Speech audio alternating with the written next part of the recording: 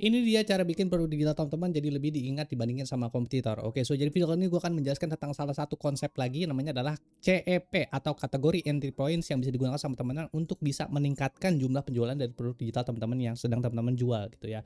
Oke, so jadi sebenarnya apa sih yang dimaksud dengan kategori entry points ini atau CEP ini gitu ya. Nah, jadi di sini ada penjelasannya ya. Jadi bayangkan CEP ini adalah sebagai pintu masuk di dalam pikiran calon pembeli Anda. Menurut Byron Sharp itu dia adalah orang yang pertama kali gitu kan introduce atau memperkenalkan konsep ini gitu ya. Orang biasanya tidak langsung mencari merek atau produk tertentu. Mereka biasanya memulai dari sebuah kebutuhan, situasi atau masalah tertentu. Kemudian baru mereka beli produknya gitu ya. Nah, CEP adalah jembatan yang menghubungkan situasi tersebut dengan produk digital yang Anda jual gitu ya. Nah, kenapa sih kemudian CEP menjadi lebih penting daripada sekedar cuman kayak branding biasa? Nah, jadi sini ada komparasinya gitu ya. Jadi misalnya ya kalau teman-teman gitu kan branding tradisional itu biasanya kayak apa warna logo yang cocok buat produk digital gua ya? Terus kira-kira gambar apa yang harus gua masukin ke dalam produk digital gua ya? Meskipun visual itu penting, logo itu penting, color itu penting atau brand identity itu penting, tapi kalau teman-teman jualan produk digital di mana kapasitas untuk bisa melakukan pemasaran itu terbatas, teman-teman gitu kan, kalau cuma mikirin logo doang itu susah lakunya gitu ya. Jadi teman-teman juga harus memikirkan satu gitu ya, satu konsep. Teman-teman harus tahu satu konsep namanya adalah CP, di mana fokus dari CEP ini adalah bukan untuk bisa meningkatkan brand identity-nya, tapi untuk bisa membuat produk digital teman-teman bisa menjadi sebuah solusi atas suatu situasi atau masalah yang terjadi di customer gitu ya. Misal contohnya di sini, instead of warna logo atau mikirin brand identity, kalau menggunakan CEP, teman-teman akan berpikir kira-kira kapan orang butuh produk gua ya? Terus kira-kira situasi apa yang bisa digunakan untuk bisa solving masalah orang yang sedang bermasalah itu gitu ya dengan menggunakan produk digital gua gitu misalnya gitu kan. Nah, jadi seperti itu gitu ya. Daripada kalau misalnya teman-teman baru berjualan produk digital pemula gitu kan, instead of mikirin logo, brand identity segala macam, lebih baik berfokus pada penggunaan konsep apa CEP ini gitu ya. Nah, di sini ada pertanyaan nih buat teman-teman gitu kan.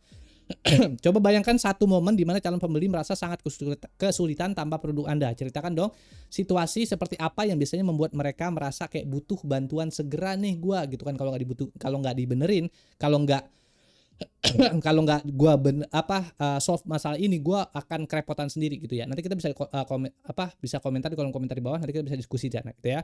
Lalu kemudian berikutnya di sini lanjut dari itu, materi CEP ini, kenapa sih kemudian kreator produk digital butuh CEP ini gitu ya.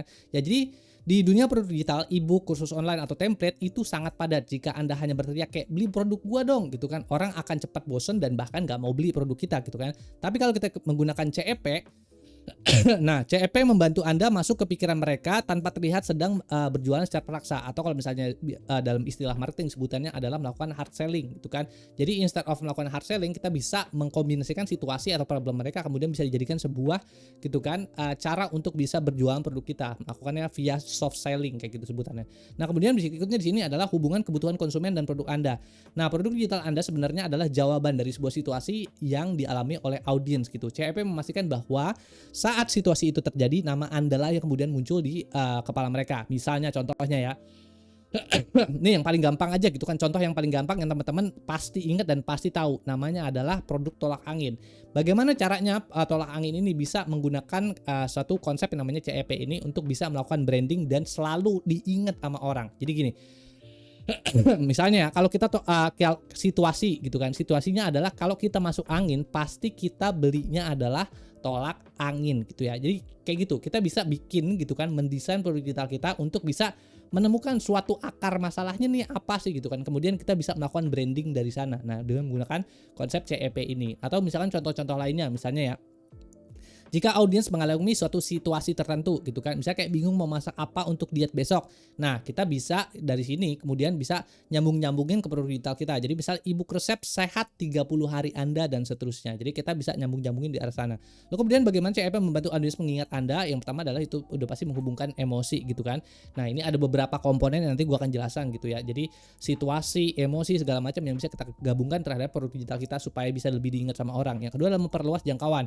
Dengan menguasai banyak CEP, misalnya template PPT untuk sidang skripsi, presentasi kerja, atau pitch deck, produk Anda punya banyak pintu masuk atau gateway untuk bisa orang mau beli produk digital teman-teman gitu ya. Jadi kayak gitu.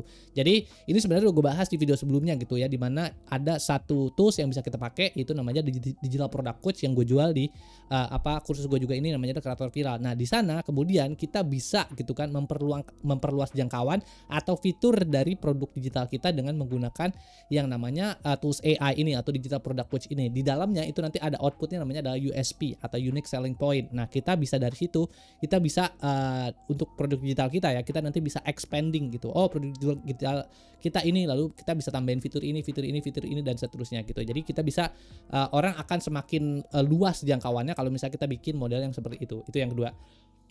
Ya, lalu kemudian berikutnya di sini adalah membangun kepercayaan. Anda tidak cuma jualan, tapi memberi sebuah solusi tepat di waktu yang tepat. Ini membuat Anda terlihat seperti ahli gitu ya. Kalau misalnya kita bisa solving suatu masalah di waktu yang tepat, di saat dengan sebuah solusi yang tepat, itu kita bisa terlihat seperti ahli. Misalnya contohnya gue bilang gitu kan.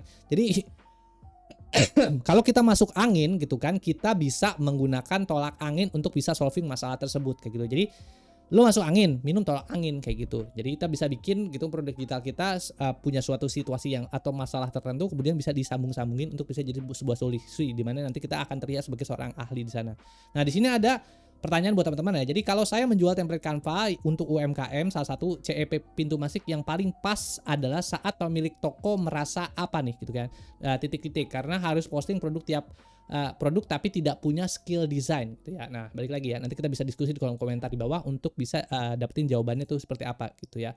Lalu kemudian berikutnya di sini selanjutnya adalah mengidentifikasi CEP dengan isyarat atau the cues. Ini adalah beberapa faktor yang kemudian menjadi penting untuk teman-teman tahu gitu ya, untuk bisa nyambungin gitu kan produk digital teman-teman ini dengan core CEP-nya, sehingga teman-teman itu punya angle-angle gitu kan, atau situasi-situasi yang berbeda untuk bisa meningkatkan jumlah penjualan teman-teman gitu ya. Nah, jadi sini ada penjelasannya. Jadi agar produk digital Anda selalu diingat, Anda harus tahu pemicu yang membuat orang tiba-tiba berpikir untuk bisa mencari solusi. Kita akan menggunakan elemen 7W untuk membedahnya. Jadi ada 7W cube gitu kan. Jadi yang pertama adalah kita bisa menggunakan why gitu kan. Kenapa sih produk ini bisa jadi dibutuhkan? Misalnya, ingin menambah penghasilan tapi cuma pakai HP. Nah, jual panduan side hustle menggunakan HP doang. Nah, itu kita bisa juga menggunakan kayak gitu.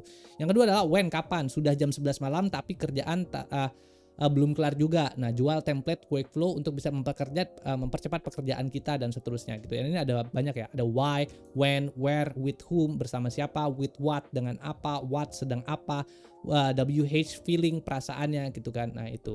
Jadi kayak gitulah. Jadi ini beberapa QQ yang bisa kita pakai untuk bisa dikombinasikan ke dalam produk digital yang kita bikin gitu ya. Nah, tips content alchemist, jangan mencoba menguasai semua isyarat sekaligus gitu ya. Di sini ada 7W gitu ya, tapi jangan semuanya dipakai gitu kan.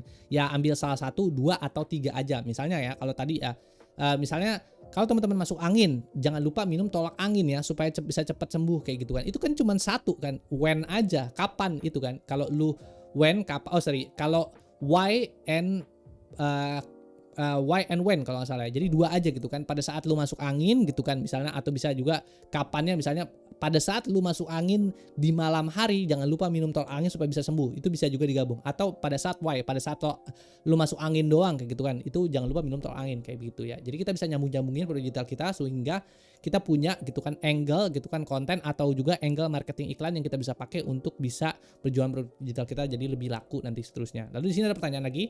Jadi bayangkan produk digital Anda adalah sebuah obat menurut Anda. Dari 7 isyarat di atas, mana yang paling sering menjadi sakit yang membuat mereka mencari obat tersebut? Berikan salah satu alasan singkatnya gitu ya. Lalu ya kayak gitulah kurang lebih. Nanti kita bisa diskusi lagi di kolom komentar di bawah gitu kan. Nah, ini kan tadi gue udah jelasin tuh soal cues-nya seperti apa gitu kan. Nah, sekarang cara praktikalnya, strategi menentukan CEP dalam konten atau iklan tuh seperti apa gitu ya. Nah, jadi tujuan utama kita adalah membangun ketersediaan mental atau mental availability. Artinya salah satu dari isyarat dari 7W muncul di pikiran audiens. Produk Anda lah yang kemudian pertama kali mereka ingat gitu ya. Nah, cara menulis konten berbasis CEP gitu ya. Ada beberapa komponen-komponen yang bisa kita gunakan untuk bisa cara praktisnya untuk bisa mengkombinasikan CEP ini ke dalam produk digital kita. Yang pertama adalah pancing dengan Q, memulai konten dengan situasi 7W yang paling relevan. Kayak misalnya tadi kan tol angin, pada saat masuk angin gitu kan. Atau when, pada saat gua kehujanan, jangan lupa beli payung warna hijau ini.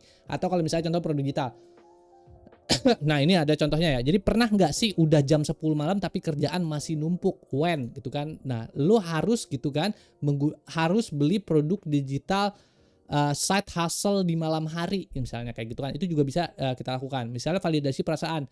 Nah ini ya rasanya stres banget, ingin cepat kelar tapi bingung mulainya dari mana gitu kan. Ya kan stres itu kan sebuah perasaan dan seterusnya gitu ya. Nah hubungkan ke produk. Perkenalkan produk sebagai sebuah solusi instan untuk situasi tertentu. Nah template dan task manager ini didesain biar Anda tinggal copy paste rencana kerja gitu ya, dan seterusnya. Ini ada contoh-contoh lainnya gitu ya. Jadi tips agar CEP makin nempel, yang pertama adalah gunakan bahasa mereka. Nah kalau misalnya gue selalu mengajarkan di kursus gue yang Kreator Viral ini adalah selalu gunakan bahasa bayi gitu ya, atau ya bahasa bayi lah, karena nggak semua orang gitu kan memahami tentang jargon-jargon tertentu atau konsep-konsep tertentu. Jadi misalnya kayak CEP segini segala macam, itu kan orang bingung gitu kan. Nah jadi gunakan bahasa-bahasa yang mudah dimengerti sama orang kayak gitu kalau kita mau mendesain sebuah CEP dari produk digital yang kita bikin. Yang kedua adalah jangan serakah, tadi gue dijelasin ya. Jadi jangan pakai semuanya 7-7-nya mau digabungin kayak gitu ya, itu susah ya. Ambil aja 1, 2 atau 3 dari yang ada, lalu kemudian bisa kita gabungkan. Lalu kemudian ketiga adalah visual yang relevan. Nah ini juga ya, jadi ini kan CEP ini kan atau kategori Entry Points ini kan adalah suatu konsep yang disebut dengan branding gitu ya. Nah, dengan ketika kita sudah menemukan CEP-nya ya kalau bisa gitu kan, the rest of the branding juga sesuai atau bersesuaian dengan CEP yang kita ambil. Misalnya contohnya kayak di sini. Pernah nggak sih udah jam 10 malam tapi kerjaan masih numpuk gitu ya. Ini lu ngomongnya jam 10 malam tapi lu desain gitu kan visual arts-nya pada saat melakukan bikin konten atau bikin konten, bikin iklan gitu kan, itu di pagi hari, itu kan nggak nyambung gitu ya. Jadi pastikan adalah itu the rest of the branding dari CEP yang kita pilih itu juga bersesuaian kayak gitu ya. Jadi itu. Terus di sini juga ada pertanyaan lagi buat teman-teman. Jadi, mumpung anak lagi tidur siang nih gitu kan. When nih ada 2 nih penggabungannya. Terus saya mau belajar jualan online tapi bingung mau mulai dari mana. Why? Untungnya ada gitu kan. Nah, mau belajar jualan online tapi bingung atau mau jadi seorang kreator atau mau cari side hustle income dengan jadi seorang kreator gitu kan. Nah, untungnya ada kreator viral misalnya atau produk digital teman-teman yang bisa bikin semuanya jadi simple karena dia punya 1 hour framework yang bisa dipakai hanya dalam waktu 1 jam doang setiap hari kayak gitu misalnya.